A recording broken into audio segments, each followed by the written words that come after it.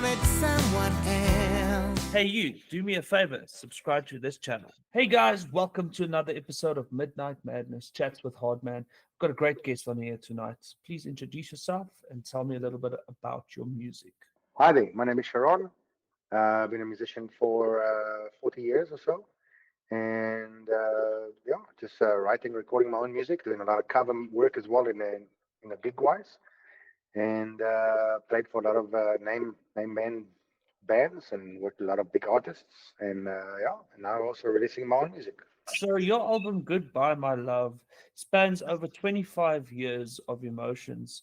Tell me about the moment you realized that you want to put all of this, you know, 2 decades, 2.5 decades worth of emotions and things into an album. Tell me about when it happened. Tell me where you were at the time and what led to this decision.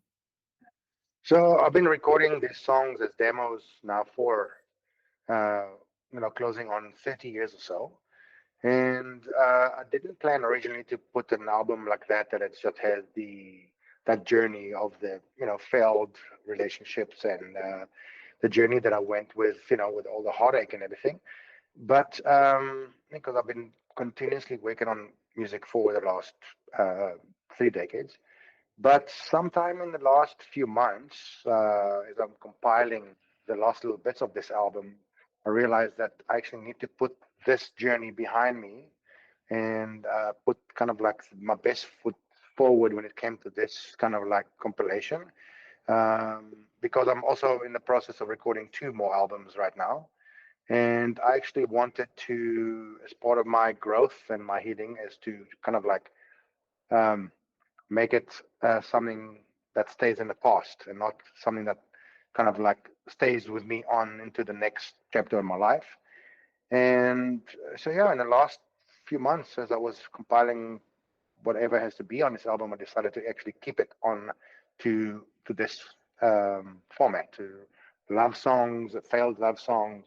One of the things that's interesting is when a person writes music over such a long period of time and they compile it into an album, which is something very similar that I myself has have done in the past. Sometimes you get different eras of your life where you sort of listen to certain music, maybe some influences, maybe some things happening in life, so you have a certain style. So sometimes when you come back all these years later, you have a bit of a challenge, like putting the music together because they might not exactly flow within each other. So how did you, get over this challenge? How did you manage to? I know you said you put your best foot forward, so you basically took the best of the best. But how did you get, because the album flows nicely into each other? How did you achieve that?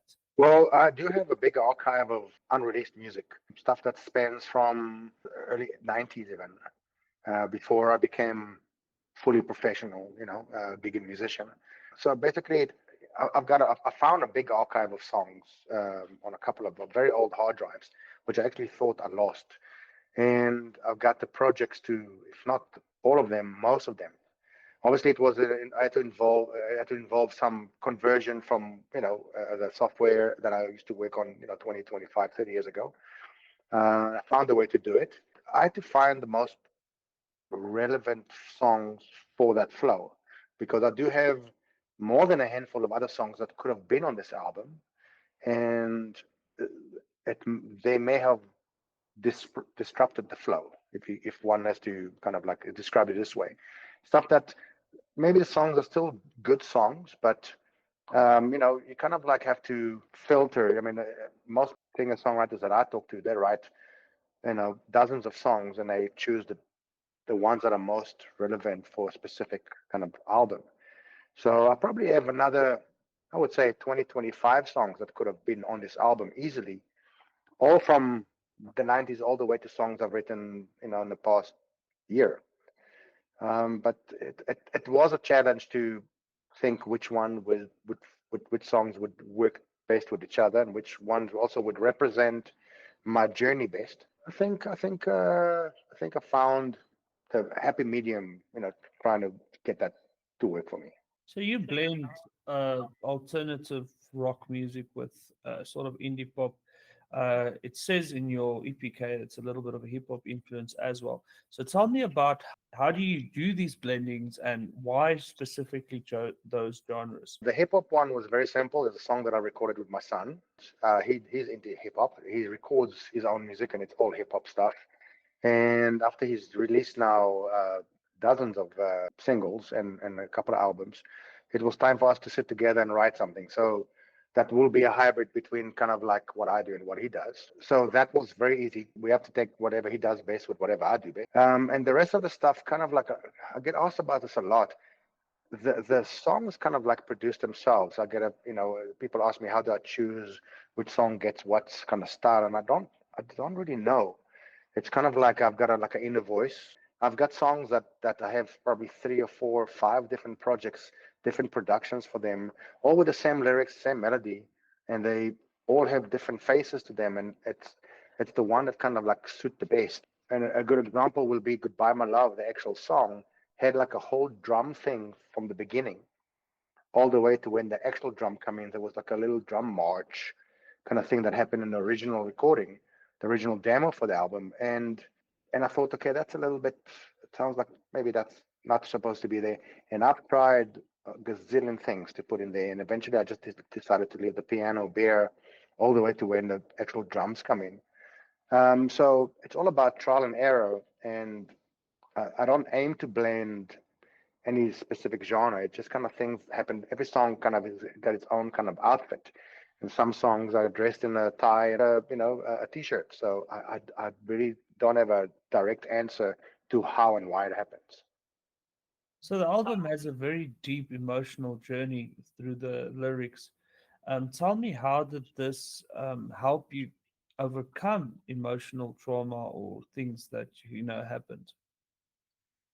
So yeah, I mean, obviously we all are haunted by our own demons, and we all carry stuff from our childhood into our adulthood, and we have our good habits and our bad habits, and we inflict it on ourselves, we inflict it on our partners, and the same thing happens with our partners. They inflict on us their wounds. And I mean, it's for me, this album represents not only growth, I think also closure for um, you know uh, 25, but maybe a bit longer, relationships, 25 years in relationships of that no matter what you do, no matter what you put in and what you um, let things slide by you from the other side, that you otherwise would have not wanted to happen to you. It all ends up in the same kind of place.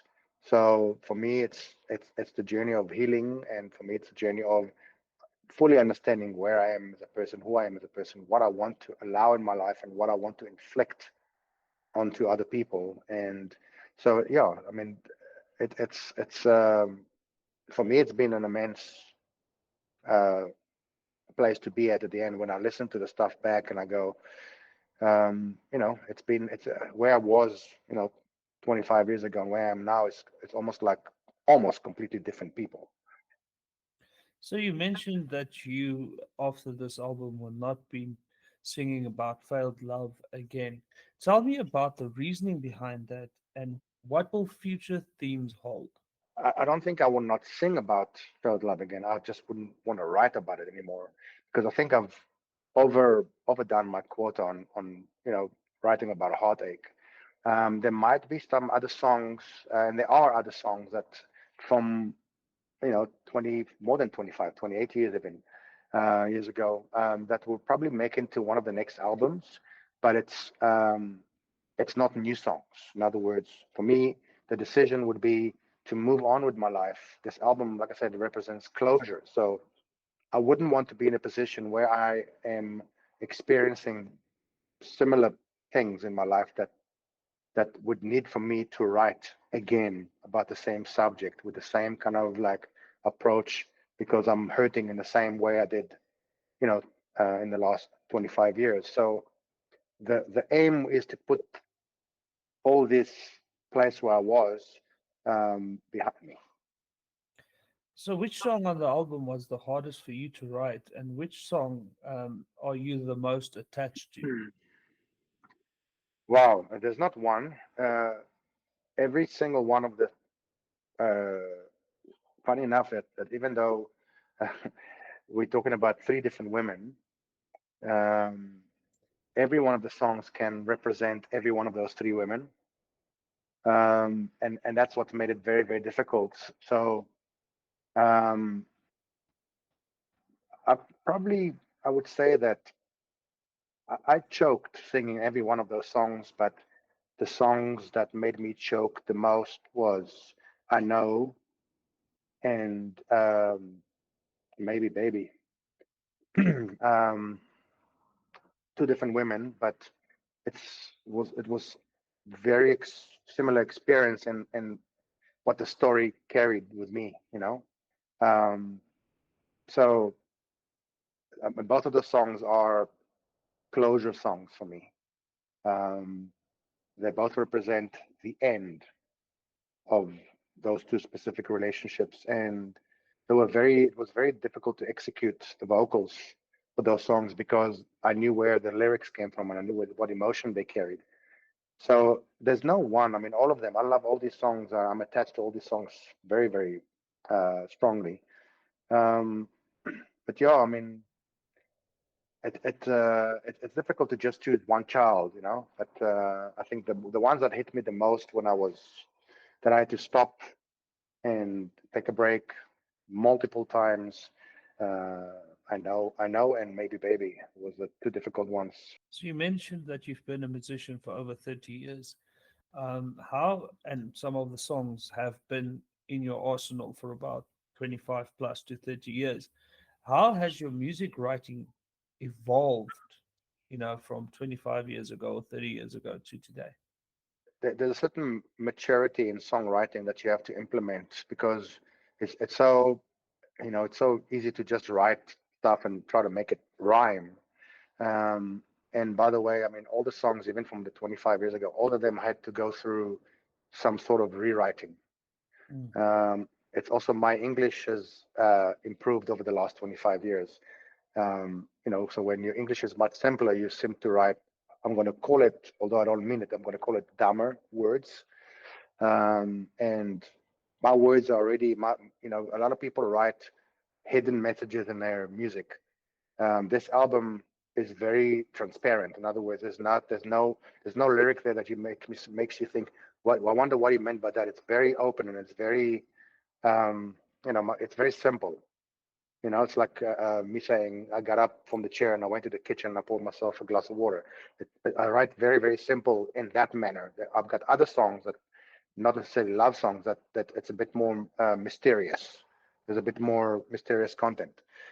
So, you know, um, I think I need, from the time that I started to where I am now, it's to find a bit more, a bit more lyrical with stuff, a bit more uh, a storyteller, a better storyteller. And it's always very difficult, especially when you write about yourself.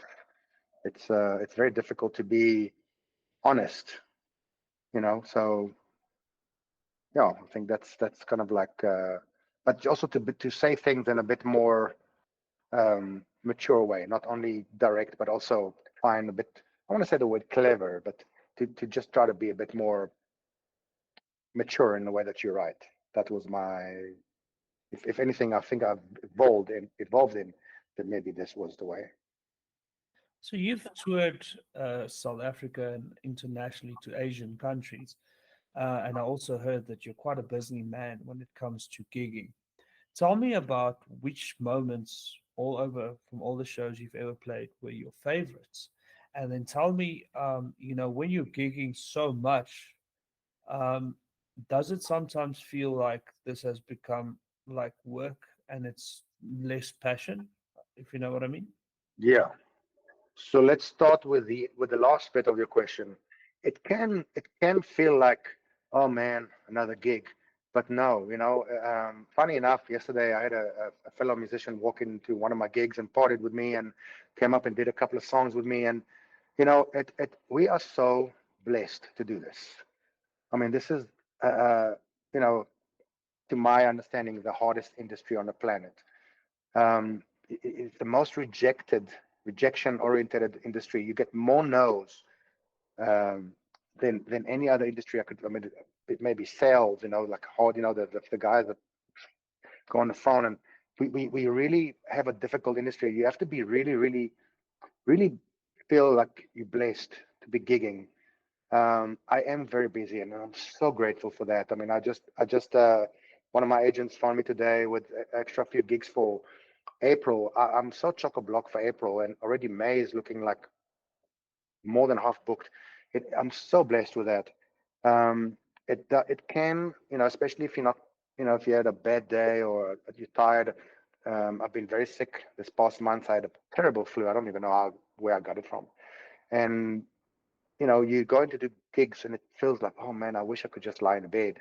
But then you got that little bit of a spark that goes, no, no, this is not a day job. I don't need a doctor's note. So, and every room comes with its own challenges. Every crowd comes with its own things. Um, you know, so if you lose the passion for what you do as a musician, sell your gear, do something else. That's my opinion. It's easy to say, oh man, I don't want to do this gig. Oh no, I don't want to do it. I don't feel like it. This room is not as responsive as that room, or that whatever. You can point at any room and find flaws in it. And on the other hand, you can actually just find the challenges rather than you could challenge yourself to be better and excel. So if you come to a situation where a room is problematic, think outside the box, and overcome your own fears, your own demons, your own insecurities, and make it count. So I think on that subject, I mean, you have no excuses, in my opinion, to say, I don't want to do this gig. Then don't do it. Don't do the gig if you're not feeling wholeheartedly that you want to do it. Yes, it's a hard work. We carry gear. Man, I had my gear in water. I carry gear in rain. I mean, if you got guitars behind you, you look like you play music. You surely you've done some stuff in the industry. We don't have excuses. You can't. Like I said, we don't have a doctor's note. You either do the gig and get paid, or you sit home and not get paid. We don't have a third option. I So, think there's a very interesting thing that you said now. Musicians don't have that luxury always as well. I remember about a year ago, maybe, we played a gig and we were sick. We had the flu. The whole band had the flu, mm, and we were like, listen, like we booked the show months ago. It's a big show, so let's go on and let's do this thing. And we probably had one of our worst sets because I could mm, almost not breathe, and I was the mm. vocalist. I had a gig in Benoni. This was in the 90s, where um, I was doing the solo to Hotel California in a little cover band that I started back in the 90s. And I had such a bad sinus that the singer was holding a piece of tissue to my nose. So just to, you know, to to get a hold of that, my nose from stop to running. We don't have that. You either did the show must go on, no matter what. I also I fell in the middle of a gig. I took a drum, a guitar solo, stood on my monitor, and when I stood back, my ankle twisted and I fell, and I sprained my ankle, and I fell on my right hand side, and I finished my guitar solo on the floor. Doing that, asked one of my bandmates to help me up, and I was limping the rest of the show. We did the show. We didn't care. Yes, hospital afterwards. So yeah, that summarized the this part of the question. First part of the question, yeah, I've been very blessed to do some really good work. Um, it's very difficult to kind of like pick one or two or three or even 10. Um, Hong Kong was a difficult gig because we were all away from home, but there was a couple of really good nights there. When we were in China, that Australian Bull 2004, that was an amazing night. Playing for the president was such an honor. I don't care which side of the political side you are. Forget that. It was an honor. I mean, you don't get, a lot of people don't get to do that. It was just such an honor to meet the man, shake his hand, take a photo with him, and play for his foundation. Foundation. Did I say it right? Yeah. And then doing sound for Delana. I mean, she's a South African artist, but she's international. She's phenomenal. Doing sound for Wishbone Ash, which is a huge band that used to tour with Led Zeppelin. That was a huge thing for me. You know, um, playing with Watershed was big. Playing back with Amersham was big. You know, it's all it all adds up. Doing sound for a band like Vonderboom. I mean, they're amazing. In 2 weeks' time, I'm working with Art Matthews. I'm doing an event with him when I'm supplying sound and lights and mixing for him. It's all these huge artists you can only learn from. And as far as the touring is kind of it's always two minds because it's always a lot of fun. You're either in a van and you're trekking somewhere and it's you basically live out of your car, or in a suitcase and you're flying or somewhere. You know, I've got many stories I can tell, but I mean it's so difficult to just choose which one. Traveling to Hong Kong and China was definitely an episode I will never forget. We were there 3.5, 4 months, I think. I will never forget that. Touring around the country and going up to Botswana and Namibia, getting stopped in the border and asking 7 million questions, and you have to be nice, otherwise they make you unpack the van. And I'm saying it's just so many, and you basically, you go through. You've been on the road. And my son is right here behind me, and I mean, when he was a baby, I barely saw him. So I mean, we were on the road. We just had a bucky and a trailer, and we go. And I was maybe one night or 2 nights. So I mean, that was looking at he's 24 now. So we're looking at 20 something year back and more. That was the life. So very privileged to have lived that life, and to some extent, I still live that life. I just came back from a tour in Cape Town, a mini tour in Cape Town, by myself. Jumped in the van and just drove there. Did a handful of gigs, came back. Stopped at a caravan park and slept in the back of the van. And, feels like with 22 again. The good life. Can't complain. So you mentioned something that was my next question. So you played for Cyril Ramaphosa, which is the South African president. Yeah. Tell me, how do how did that happen? How did that come about? How Yeah. was the moments? Tell me about that. So there's something called the President's Foundation, and it's got a lot of like fundraising and events and whatnot. And there's a local artist. Her name is Renee Mabota, and I played with her or do sound and lights for her, sometimes both at the same time. And one of the events that I did with her was for the president. So it was at somewhere in Santon. I forgot the name of the place. So it's like a third or fourth floor kind of event. Quite a famous venue. Forgot what it's called now. And I've played there before for some casino events and whatnot, and uh, I did a couple of sound events there as well. And so you come to the streets, and everything is blocked off, and all these police cars and almost like these big armored vehicles, and now you're going through this whole checklist of metal detectors, and everybody gets vetted on the way in. And yeah, so I mean, it was like I said, I got the gig playing with Renee.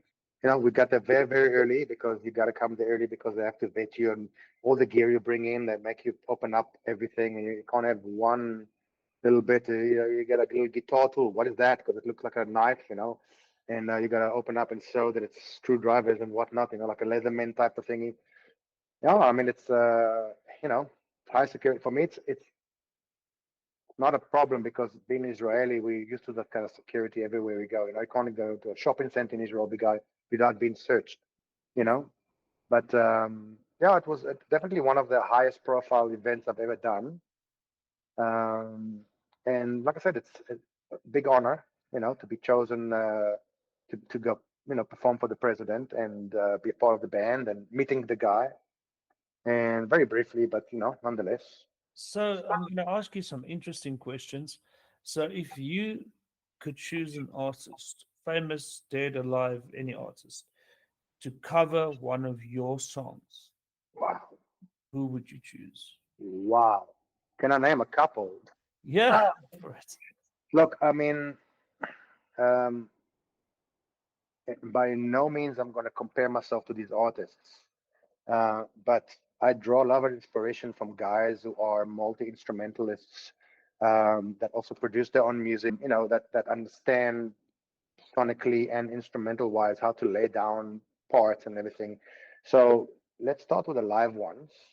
Sting is a huge inspiration to me, also because he's so broad. He's just so broad spectrum as far as what he's accomplished, and he's such an interesting human being, musically. I mean, another big inspiration of mine, sadly not with us anymore, is Prince. He's probably the spearhead of self-made musician. Somebody he was told he's never going to succeed, and he was like against all odds. He's one of those guys. Phil Collins, another one of those guys. And if you notice, it's three people with very unique voices as well. And I was told many times that I'm a crap vocalist, and nothing's gonna happen with me. I was told my song sucks, and you all get this kind of feedback from people, and you know, um, but then so supposedly the three big ones overseas, like the international guys. Local guys, I'm a huge fan of Mark Beling. Hope to one day collaborate with him. We are very good friends. Almost every song that I write and produce, I find a way to kind of like go to one of his gigs and drag him to my car at the end of the gig and kind of play him some stuff and get some feedback from him.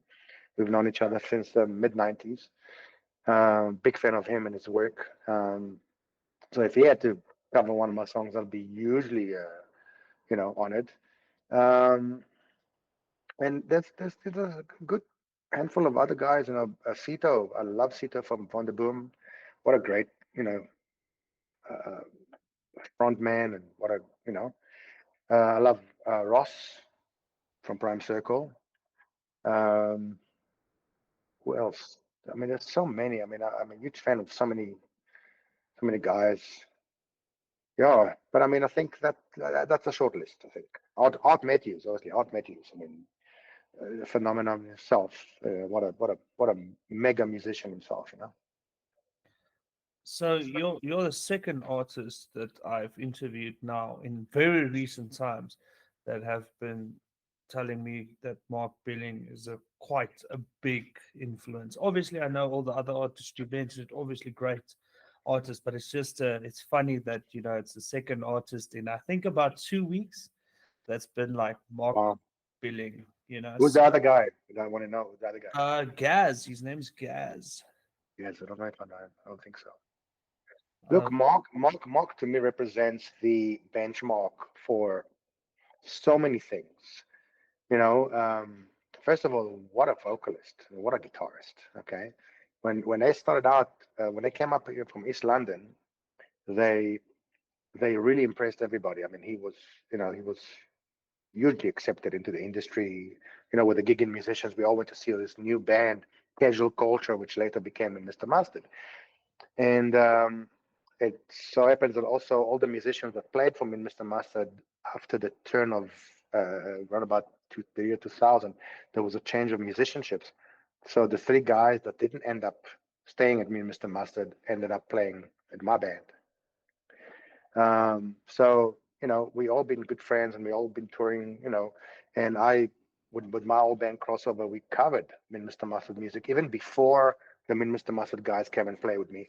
And later on, when they did play with me, it was just an easier transition. And Mark is to me is the local and to me should be also on an international level the benchmark to just a great overall musician. That anything he does is on you know level grade A level plus that. There's nothing the guy cannot do. um, I've seen him at his worst. Literally, I've seen him with his body riddled with gout and sick, and that he literally had to like start lowering some of the keys because he was struggling with his voice. He was not well, and he still sang circles around everybody else. He still played and sang. Like the man is like down. Maybe to himself he's like on 20% capacity, but he's still 20% above everybody else when they're on their best day. So it's very justified that he gets nominated the number one musician in the country, hands down. So, and I mean, I've watched him perform a gazillion times.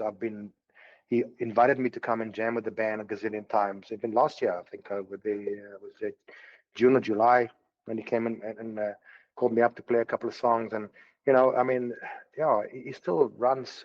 Every time I go see Mark, he takes me to school. He teaches me something else, even without knowing, without even realizing he's doing that. I'll watch him and I go, why didn't I think about that? If your album was an alcoholic beverage, what alcohol would it be? Well, Strawberry Lips. Why? Well, because I think it fits the description. It's a love album, pink, love pink. It's pretty much the only shooter I can drink. Um, and it's just maybe just tasteful enough to not because you can't drink tequila and keep a straight face. It's always this, you know and Strawberry Lips, yeah, you can still, like, keep a straight face, so, and still feel like you've down a alcoholic beverage. It maybe doesn't do the damage that tequila and Jaeger does. So I think maybe because it's smooth, and I think this album is it could be worse. It's not. It could be maybe smoother. It could be it could be a lot worse than the smoothness that it is now. So yeah, maybe Strawberry Lips is a good one. If 1,000 years from now humanity seems to perish or whatever, and they found the aliens or whatever that came here found your album, what message do you think they would take from your album? Stay away from my exes. Uh, that's a good answer. Maybe that's without even involving my own demons, right? I mean, that's just stay away from the exes. They will not do you any good. You were mentioning that you've got two more albums coming, that you're busy writing and you're busy, getting into production. Yeah. Tell me what is the ideas for the future albums, and tell me what's next for you.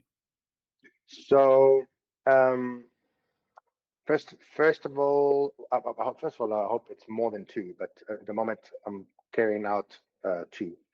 So one will be a cover album, which I already released one single of that album unofficially. It's going to be all like completely new takes on the original recording. So um, the one that I released was "As a Friend," which is a cover for "Come As You Are." It's quite heavier, quite much more loop orientated, a little bit more industrial, and very, very heavy. Um, I have a chill out version to "Brothers in Arms." I have "Spin Me Round," which is an 80s song, Dead or Alive, which is like inspired by something I heard coming out of the Prime Circle, kind of like Prime Circle, Nickelback, kind of like take on it, and other songs that are going to come. So that's the one thing that's coming.